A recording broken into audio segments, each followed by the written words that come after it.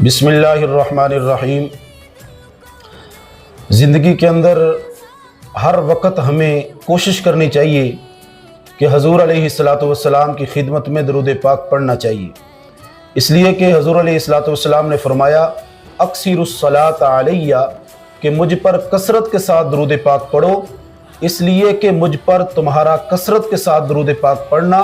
مغفرۃ لذنوبکم، کہ تمہارے گناہوں کی بخشش کا ذریعہ ہے۔ اسی طرح میرے حضور علیہ السلام نے فرمایا کہ کثرت کے ساتھ مجھ پر درود پاک پڑھو، اس لیے کہ جب تک تم درود پاک پڑھتے ہو فرشتے تمہارے لیے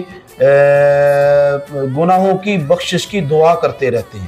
تو اس لیے درود پاک ہر وقت انسان کے دل و دماغ پر طاری ہونا چاہیے، اور یہ حضور علیہ السلام کی محبت کا تقاضا بھی ہے۔ میرے حضور علیہ السلام نے فرمایا کہ جو بندہ دنیا میں